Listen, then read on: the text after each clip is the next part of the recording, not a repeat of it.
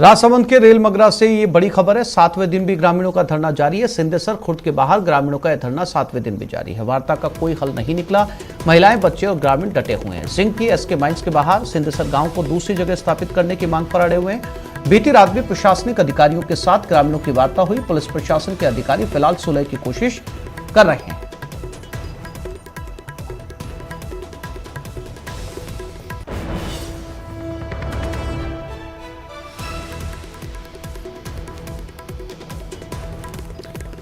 तो राजसमंद के रेल मगरा की ये तस्वीरें हैं। गांव को शिफ्ट करने के लिए ग्रामीण यहां पर लगातार विरोध प्रदर्शन कर रहे हैं। पुलिस वार्ता की कोशिश कर रही है, सुलह का रास्ता निकालने की कोशिश की जा रही है। 7वां दिन है। महिलाओं के साथ बच्चे और ग्रामीण लगातार डटे हुए हैं। एसके माइंस के बाहर सिंदेसर गांव में आज 7वां दिन। अलकेश सनाड्य हमारे साथ जुड़ गए हैं। अलकेश, तफसील से जानना चाहेंगे कि क्या कुछ वार्ता वहां पर हुई, क्या एसके माइंस का कहना है इन गांव वालों को, और पुलिस की समझाइश कहां तक पहुंची है? जी आसिफ, मैं आपको बता दूं, राजसमंद जिले के रेल मगरा इलाके में जो सिंदेसर खुर्द गांव है, वहां के जो ग्रामीण है वो पिछले 7 दिन से धरने पर बैठे हुए हैं। वो हिंदुस्तान जिंक की जो सिंदेसर खुर्द माइंस है उसके बाद धरने पर बैठे हुए हैं।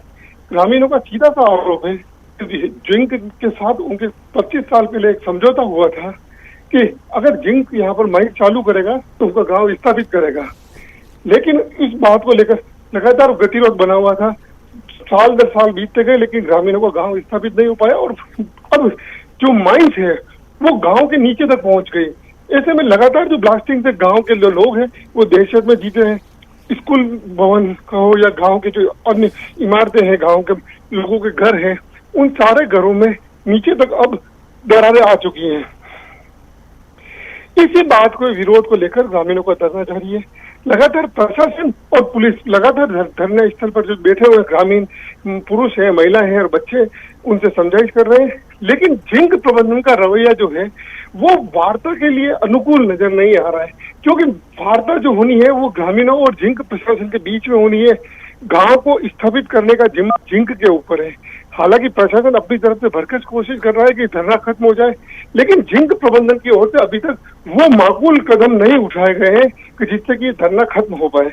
ग्रामीणों की मांग, एक ही मांग पर ग्रामीण अड़े हुए हैं कि उन्हें अब अपनी जान माल का खतरा मंडराने लगा है, क्योंकि खदान उनके गांव के नीचे तक पहुंच चुकी है और लगातार धमाकों से उनकी जिंदगी कभी भी खत्म हो सकती है। ऐसे में वो चाहते हैं कि उनका गांव यहाँ से स्थापित कर दिया जाए।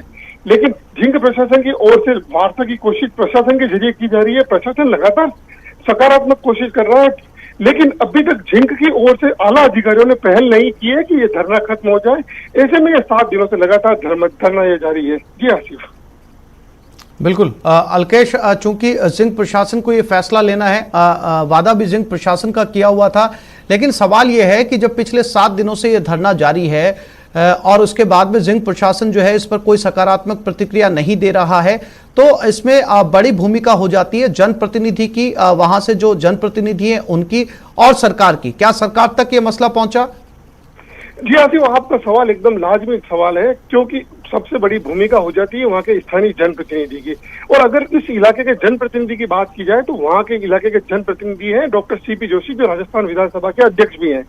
लेकिन बड़ी बात यहाँ पर यह है कि सीपी जोशी की ओर से अभी तक इस वार्ता करवाने और इस आंदोलन को खत्म करवाने के लिए कोई पहल नहीं करी है। ना ही सीपी जोशी वहां पर धरना स्थल पर अभी तक पहुंचे। सीपी जोशी जयपुर में, हालांकि वो चाहते तो अगर इतना बड़ा अगर उनको दिल रखते वो तो वो खुद आकर यहाँ पे धरना समाप्त करवा देते, लेकिन उन्होंने ऐसी कोई पहल नहीं की।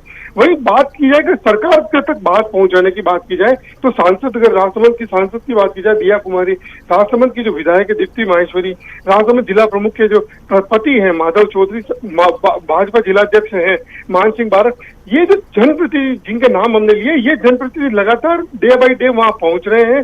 इन्होंने आंदोलनकारियों से वार्ता की है, उनसे समझाइश की कोशिश की है और उनकी मांगों को लेकर सरकार से भी अब सरकार तक अपनी बात पहुंचाई है। लेकिन कहीं न कहीं गतिरोध, क्योंकि सबसे बड़ा इसमें सवाल ये कि ये जो एग्रीमेंट, जो एमओयू जो उस समय जो हुआ था वो गांव के बीच में और जिंक के बीच में हुआ था।